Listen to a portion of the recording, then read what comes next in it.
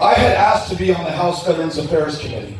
To the surprise of my colleagues, they were like, Beto, you haven't messed anything up yet. Why would you want to go to House Veterans Affairs? That's the basement. That's the backwater. That's the dead end for a member of Congress who would otherwise be able to move up the leadership ladder.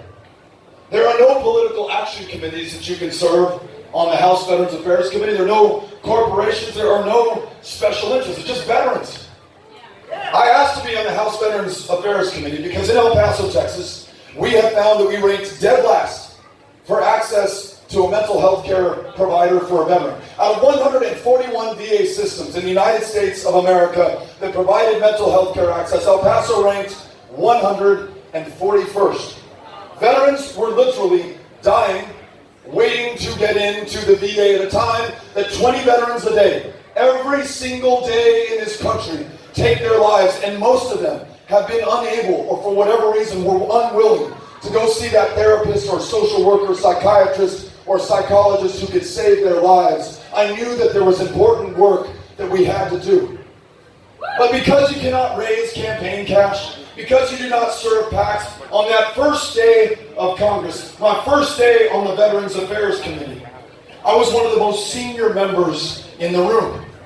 And what it did is it allowed us to work across party lines. No one was watching. It's not provocative or sensational enough, but it is the most solemn, the most sacred work that we could possibly do. For those who served in Vietnam, and I just met a Vietnam-era veteran on my way in, it took this country 40 years to acknowledge exposure to Agent Orange as a presumptive condition of the cancers that veterans were dying from. For those who served in the first Gulf War, 27 years and counting, and we haven't fully acknowledged our debt to those who serve by making sure that Gulf War syndrome is acknowledged and treated, and we take care of those who borne the battle.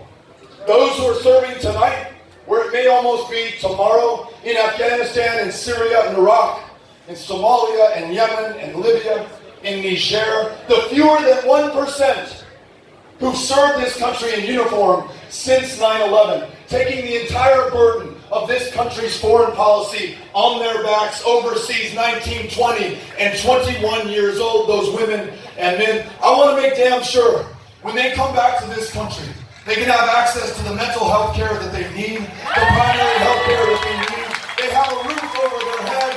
They transition into a productive life, whether that's academically, whether that's through a job, whether that's through starting a small business. I want to make sure that those veterans are okay. And putting party differences aside, and working with people who do not come to the same conclusions on every issue that I do. Introducing a bill that would expand mental health care access to try to save some of these lives that we're losing today. We had to concede a little bit. We had to compromise. A 4-letter word in Washington, D.C. right now. But we were able to do something together, a Republican colleague and I, pass a bill through that'll be a little bit more expensive, require us to pony up a little more, but in return, more veterans are going to be able to get care. We were able to get our colleagues in the House to pass it. We were able to get our colleagues in the Senate to pass it. And in March of this year, we had it on the President's desk for his signature, signing that into law, opening up mental health care to tens of thousands and saving lives in the process. I want Texas to be the bridge over the smallness and the division and the pettiness and the meanness and the paranoia and the dysfunction that has produced a Congress that today has an approval rating of 9%. Tell it! The question is, who are the 9% that approve of the job that Congress is doing today? At a time that communism has an approval rating of 10%, at a time that gonorrhea has an approval rating of 8%. Come on! Congress is in that sweet spot right in between. Come But on! I guarantee you, as soon as we start listening to one another, Tell the and not truth. the corporations and the PACs and the special interests, we'll hold up our end of the bargain for those veterans, for those school teachers, for those immigrant families. We'll make sure that we lead the way on universal health care, that we stop the rate of climate change that is consigning future generations to a misery that we can only imagine. Yes, and we're also campaigning that way. Let me tell you, we've been to each one of the 254 counties of Texas. No one's too red, too blue, too big, or too small for us to show up. Go, Beto! And thanks to you, we have not accepted a dime of political action committee money, no corporate help, no special interest, all people everywhere, all the time.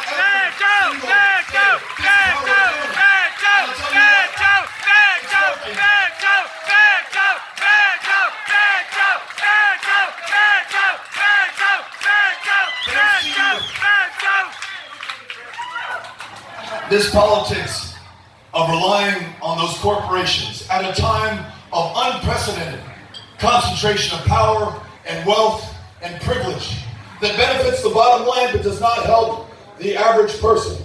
That's right. You have a junior sitting U.S. senator who has accepted millions from those corporations through their PACs, millions from those special interests like the NRA through their PACs, and he's using that to try to divide us and to scare us. For having the courage of our convictions, for speaking the truth about the lives of those that we want to represent. They're going to try to make you afraid to vote in this next election. But I'll tell you what you're doing. To that $4 million that he's raised in that same old cynical way, in those same old cynical TV ads that try to scare you about this guy Beto from El Paso. Yeah! To that $4 million, you in the last 3 months raised $10.4 million. Average contribution, $33. The power of people.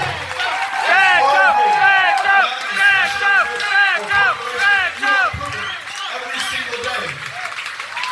Last thing. And then I'm going to bring Veronica up here. Yeah! And I'm going to bring you, check this out. Can you play Dream On? We love Veronica! And then we will play Dream On. Would you like a water? Every single election He's a water. that I've had the chance to be a part of was not run by money, was not run by Central Committee, was not run by the Republican National Committee or the Democratic National Committee. It's run by people showing up and talking to people. What you're doing now in Brownsville, the doors that you've already knocked on, the doors that you're going to sign up to knock on tomorrow morning, I'll tell you what, that makes the difference. When I ran for Congress the first time, against an 8-term incumbent who outspent us 5-1 in that election. Yeah! The Woo! only thing we had was one another. And so we knocked on doors every single day, all day long. Learned so many stories, met so many people, became so freaking inspired by what I was learning and what I was hearing. That's where I met those veterans who told me about how badly performing the VA was. And that's where we made our commitment to make it better. But I knew it was working when 7 months into that 9-month campaign, I was walking into a diner one Monday morning. This guy comes up and he recognizes me. He says, "I think you're Beto O'Rourke." I said, "I am." And he said, "Listen, you knocked on my grandmother's door on Thursday of last week. She invited you in.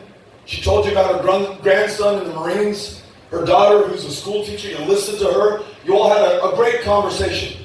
But mostly you just listened to her. Well, here's the thing. I and my 32 cousins showed up at her house on Sunday for menudo. And she made each one of us promise to vote for you. So, dude, I don't know who you are, but do not mess this up because we're going to get you elected. And if we together decide that we're going to knock on those doors, make those phone calls, we're going to get us elected and do something great for Texas, great for the United States of America, great for this generation, and great for every generation that follows. Brownsville, thank you for having us out. I present to you Veronica Escobar.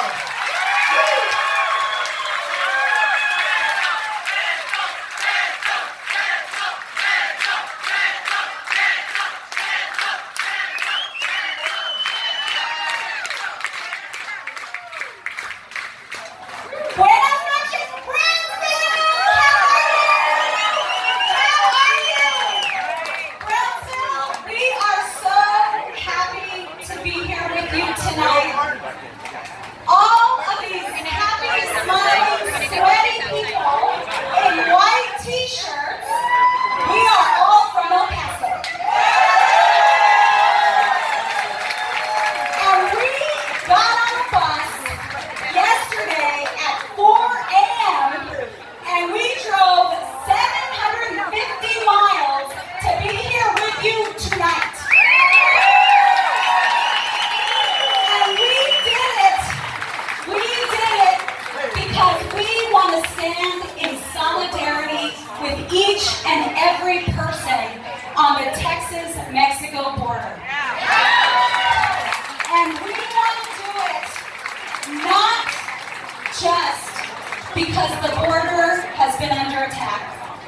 And we want to do it not just because we have Washington, D.C. politicians who are separating babies from their mothers. And we are doing it not just because people want to build walls in our neighborhoods.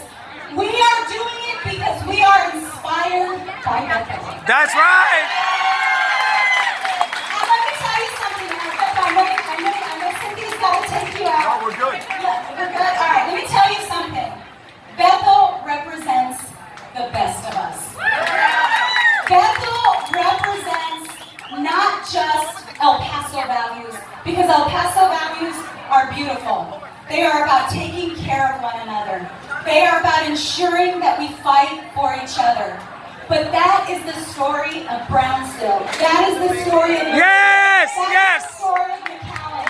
That is the story of our beautiful, vibrant, safe border.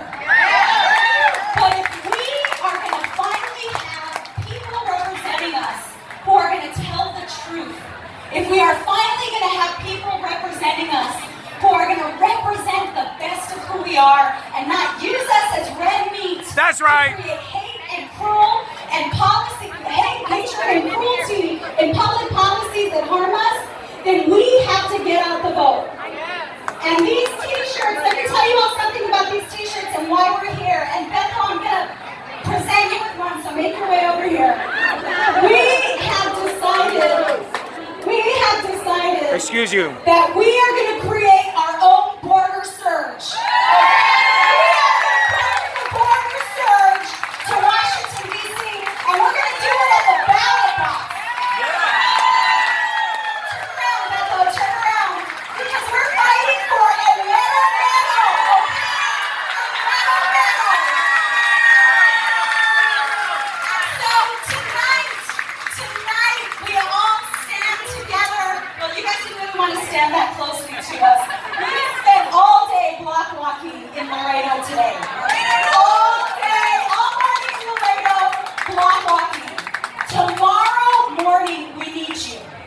We need you because let me tell you something.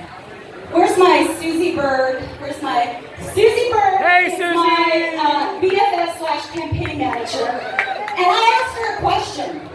I asked her, hey Susie, what would it take for the border to deliver enough votes for Beto so that he could win?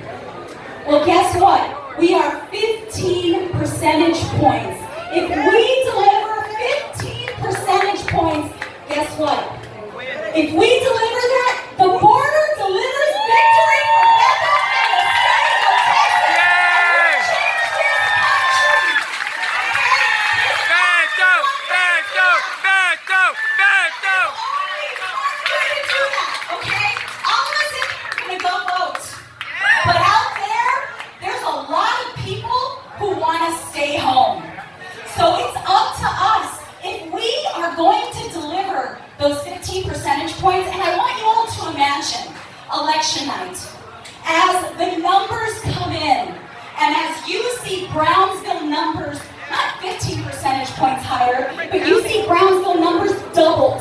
Okay? You see Brownsville, El Paso, Laredo, McAllen, you see all of the border communities numbers doubled. Guess what? The next day,